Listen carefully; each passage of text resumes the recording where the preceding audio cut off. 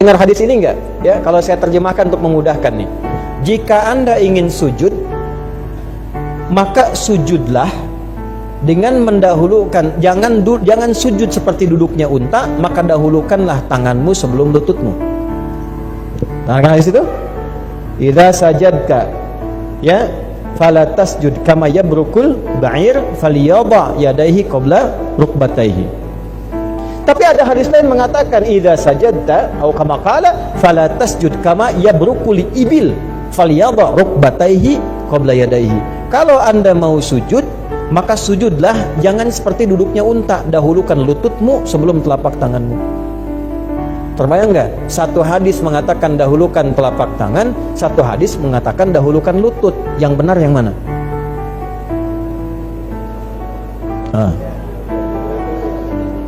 Umar itu ya, Umar itu sahabat Nabi, mertua Nabi, jenius, hidupnya dengan Nabi, wafatnya dikubur di samping Nabi, masuk surga tanpa hisab. Ditanya oleh Nabi, tidak tahu, jawabannya Allahu a'lam. Ini ya, sahabat Nabi bukan, kerabat Nabi bukan, hidup nggak di samping Nabi, dikubur jauh dari Nabi, ditanya jawab. Bagus kalau benar. Yang benar mana? Pakai lutut atau pakai telapak tangan?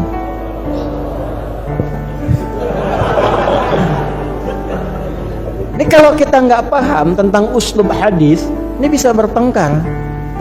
Yang satu mengatakan pakai lutut, yang satu mengatakan nggak benar, yang sunat telapak tangan. Padahal itu hadis diposisikan oleh Imam Abu Daud dalam kitab Sunannya cuma beda 2 nomor. Yang pakai lutut dari Wa'il bin Hujur sanadnya nomor hadis 838 itu di kanan bawah tuh, ya. Yang pakai telapak tangan dari Abu Hurairah itu nomor hadis 840, beda 2 nomor, sebelah kiri atas, gitu. Tapi kalau kita nggak baca dengan ilmunya, kayak kontradiktif. Yang benar yang mana nih? Jangan-jangan kepala duluan gitu kan? Repot. Tapi ini pernah kejadian. Ibu di rumah, suami baru pulang malam seperti begini karena di jalan macet. Saya mohon saya koreksi sebentar, tadi saya katakan di awal saya selesai jam 9, saya tambah dikit boleh ya? Boleh. Tapi yang mau sampai jam 3 atau subuh tetap silahkan lanjut. Suami pulang karena padat, macet, nggak sempat nyampe rumah sebelum Isya. Nyampe rumah sholat Isya di rumah. Begitu beliau i'tidal turun sujud, didahulukan lutut. Istri pas melihat, tatapan tajam, lebih elang. Begitu salam tanpa mukaddimah. Tadi papa sholatnya salah katanya. Waduh, ya, panitia sholat. Pas sholatnya salah. Suami kan tadi rojuliannya bangkit. Kan suami itu qawwamuna 'alan nisa kan, pemimpin tuh. Apa sifat pemimpin yang utama itu? Nah, tidak mau dipimpin. Pemimpin itu sifat utamanya tidak mau dipimpin. Ya, jadi dia menerima masukan, kurang menerima saran. Ya, apa yang terjadi? Memang kenapa mah? Harusnya tadi bukan lutut dulu tapi telapak tangan yang nempel duluan. Suaminya nggak mau kalah, mama yang nggak baca hadisnya. Padahal dua-duanya nggak baca. Tapi karena kasus itu semalaman menjadi orang yang seakan tidak saling kenal. Suami ke barat, istri ke timur. Anda bisa bayangkan, tidur di kasur yang sama dengan posisi yang berbeda, dengan mimpi yang sama, mempersoalkan itu tadi. Paginya sepakat datang waktu itu ke kami, nyampaikan. Begitu datang saya senyum. Saya sampaikan, Bu, Pak, dua-duanya ini ada dalam satu kitab hadis, cuman beda 2 nomor. Saya ceritakanlah yang pakai lutut itu riwayat Wa'il bin Hujur. Wa'il ini masuk Islam sejak Nabi itu masih kuat, kokoh, baik, ikut berjuang dengan Nabi. Sering meriwayatkan hadis tentang sholatnya Nabi, ibadahnya Nabi. Nabi masih kuat, masih kokoh. Beliau melihat begitu Nabi mau sujud, yang turun lututnya dulu. Kelihatan Wa'il. Kemudian selesai berjalan terus, masa berganti, Nabi sepuh, 3 tahun sebelum wafat, sekitar tahun ke-7 Hijrah, Abu Hurairah datang masuk Islam. Ya kan? Usia Nabi kurang lebih sudah 60 tahun.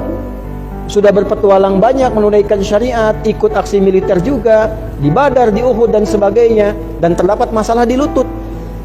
Ya, semakin sepuh usia, ya kan? Biasanya kan yang pertama terasa lutut kan?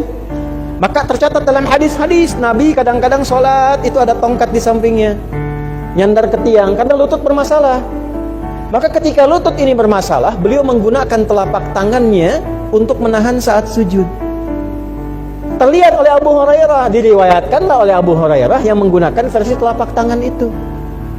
Maka sahabat hanya akan mempraktekkan apa yang dilihatnya, walaupun mereka mengetahui informasi lain.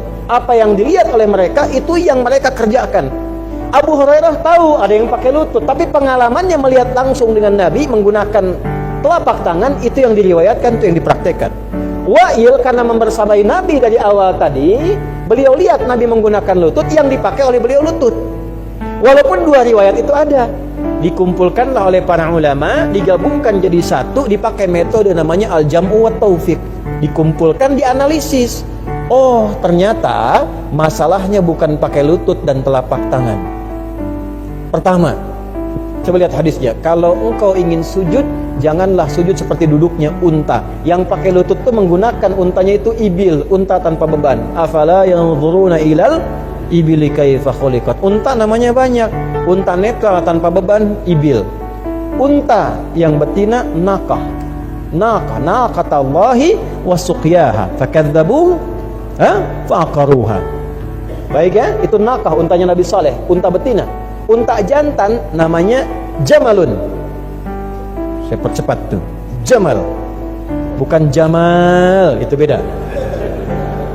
Jamal indah, tampil, elok, rupawan. Diserap ke laki-laki, jamil. Ya kan? Dibawa ke perempuan, jamilah. Ada Pak Saiful, ganteng, jamil. Ya kan? Ada misalnya Mulan, ya, cantik, jamilah. Ya kan? Asalnya Jamal. Jadi kalau Anda namanya Jamal, itu ada alifnya. Jadi kalau Anda ke Saudi misalnya mau umrah, lihat ada alifnya enggak? Kalau enggak ada alif, Jamalun, unta. Di imigrasi akan lihat tanda tuh. Ya. Unta jantan.